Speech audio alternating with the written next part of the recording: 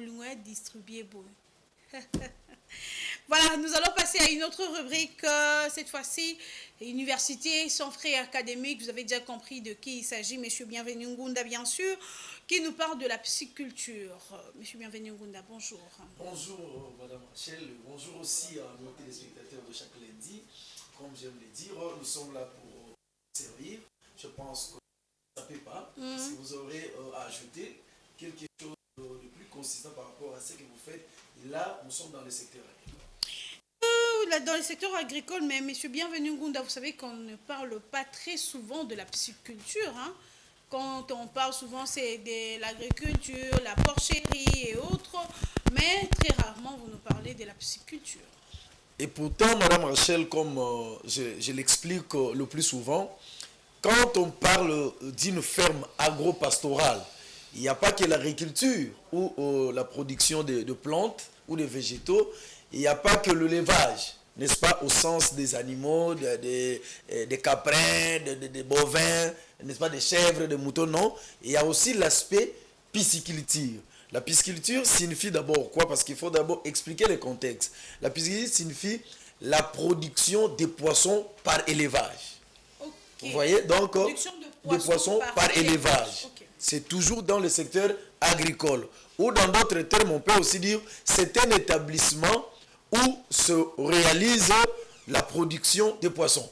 Un établissement. Okay. Vous voyez, alors quand maintenant il faut parler de l'activité agricole, on omet le plus souvent le levage des poissons. Vous voyez, alors l'élevage des poissons suppose faire la pisciculture.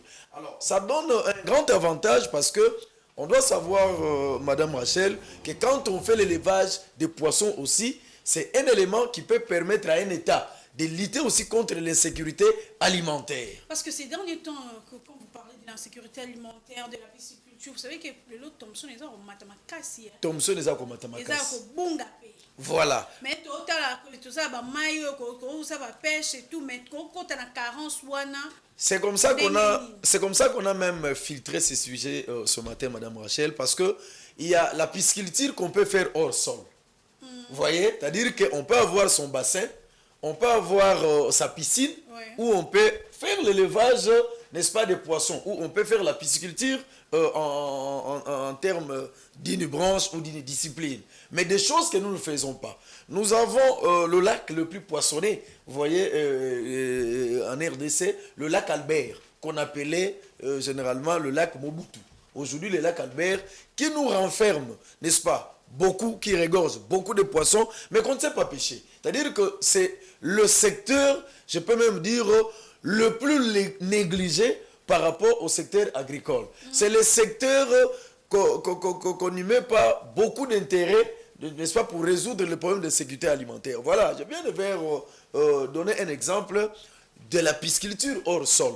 Quand vous avez vos bassins comme ça, que vous pouvez acheter, ou que vous pouvez vous procurer facilement, ou vous pouvez mettre du poisson, vous allez faire l'élevage, et je pense que le marché, si les gens ont compris ce type d'élevage, le marché sera saturé en poissons. C'est-à-dire que la production de poissons en RDC est très faible. Et pourtant, nous pouvons nous faire même des élevages avec des espaces que nous avons dans nos parcelles. Ça part de quoi? Comment on commence, M. Ngunda? Moi, j'aime les concrets. Voilà. Comment on commence? Je pense que... Voilà. Et puis... Vous avez des tuyaux qui doivent vous procurer de l'eau. Oui, et puis... Après, vous allez chercher des alevins selon les espèces que vous pouvez vous-même chercher. Parce que l'entretien de ces bassins-là, vous voyez, il est mécanique parce qu'avec les tuyaux-là, on peut vider cette eau-là parce que cette eau-là peut être contaminée ou affectée. Okay. Vous voyez, alors pour préserver la vie de poissons qu'on peut mettre là-bas, on peut évacuer cette eau-là pour mettre de l'eau propre. C'est-à-dire que ça ne vous prend pas plus de 10 minutes. C'est-à-dire que c'était l'élevage d'abord qui ne coûte pas trop cher. De manière naturelle, on peut se procurer seulement ce bassin que nous avons vu et mettre le poisson. Parce que quand vous allez au marché aujourd'hui, n'est-ce pas, l'actualité du marché, on dit qu'en tout cas, Mbolongo et Mati, comme le disent les Quinois. Tous ceux qui comprennent de Mbolongo et Mati. Aujourd'hui, il y a un monde qui sont bons, voilà. Mais les Mbolongo dont il est question, Madame Rachel, c'est un produit d'importation. C'est ça aussi. Et pourtant, localement, si on comprend que si nous pouvons nous-mêmes capitaliser ce secteur de la pisciculture, vous verrez que nous allons même combattre les importations des molongos. Parce que de manière naturelle, on peut se taper des étangs avec le sol naturel que nous avons. C'est-à-dire qu'il y a des marais, il y a des coins, il y a des terrains qui peuvent facilement renfermer des étangs piscicoles de manière naturelle ou des étangs hors sol tels que ce que nous venons de voir en image. Pourquoi nous avons proposé ça? Parce que regardez en image. Si l'État pouvait appuyer ou pouvait faire des financements dans ce secteur-là, les gens auront facilement des moyens pour se procurer ce bassin-là et des tuyaux. Et les gens qui sont du domaine peuvent initier ça. Et tout le monde peut avoir son étang piscicole, surtout les étangs hors sol.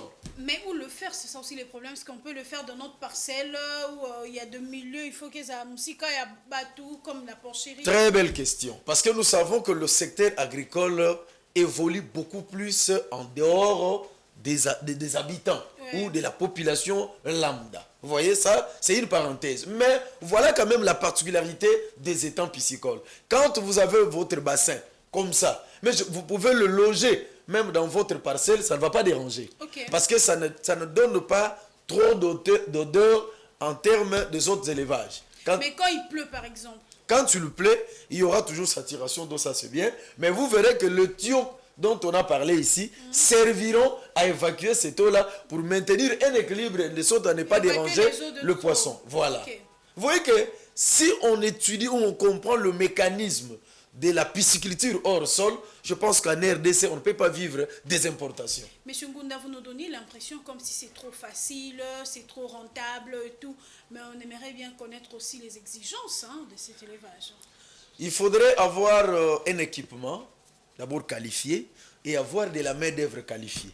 Parce que les personnes qui doivent enseigner sur ça, elles doivent être des personnes... Voilà, les poissons. On peut sortir aussi des poissons comme ça de la pisciculture. Oui, mais c'est des espèces qu'on obtient beaucoup plus avec la pisciculture locale. Voilà. Mais aller au marché demander le prix de ça là, on te dit, c'est comme si c'est importé, mais c'est rare. Voilà, mais c'est parce que le produit est rare sur le marché. C'est parce que la production ou l'élevage de poissons est très faible en RDC. Quand vous allez au marché, vous ne trouverez pas assez de gens qui ont ces espèces-là, n'est-ce pas, qui sont produites par la pisciculture locale, je précise. Alors, vous voyez que quand le produit est rare, les coûts fait comment? Les coûts augmentent. Mais s'il y a saturation, parce que c'est l'un des aspects aussi de l'insécurité alimentaire, l'approvisionnement. Sur le marché est approvisionné par des poissons, n'est-ce pas, de la pisciculture locale, telle que nous l'avons vu en image, Madame Rachel, vous verrez que la question de prix ne posera pas de problème, parce que les gens se diront, écoutez, mais le produit est là. Le produit nous a été proposé, n'est-ce pas, en grande quantité, et même le coût, parce qu'il y aura une concurrence loyale. Vous avez votre produit, je l'ai, il en a, ça deviendra maintenant la question d'appréciation des clients. Mais si le produit est rare, parce que tu vois les bambolongo, j'ai dit sur ce plateau un jour, nous, il y a un cours que nous avons eu à l'université, la technologie agricole. Qu'est-ce qu'on nous a enseigné? Le produit gardé longtemps au froid perd de leur valeur organoleptique. C'est-à-dire que le molongo dont il est question, c'est des molons qu'il vous faut parce déjà... On ne sait pas combien de temps... Voilà, une année, 2 ans, et vendant à Malili. Le produit, pareil, quand vous le prenez, ce n'est pas à comparer avec le poisson que nous avons vu qu'on fait. Quand on dit qu'il faut beaucoup manger des poissons là, il ne faut pas dire je mange beaucoup de Thompson. Des Thompson, non. Mais ce sont des produits qui ont déjà perdu leur valeur organoleptique telle que j'ai. Même les goûts, même les éléments, les protéines que nous devons récolter, n'est-ce pas, dans les poissons que nous mangeons, vous verrez que le produit ne sera pas un produit de qualité. Ou ne sera pas un produit utile par rapport à la consommation de l'organisme. Vous voyez, alors ça, nous devons faire cette différence-là. Mais là, nous interpellons les autorités. Parce qu'il n'y a pas assez de financement et d'appui des autorités du pays par rapport à ces secteurs-là. Okay. Regardez seulement les budgets qu'on alloue dans le secteur agricole de manière générale. Les budgets, oui. Voilà, le budget est tellement faible.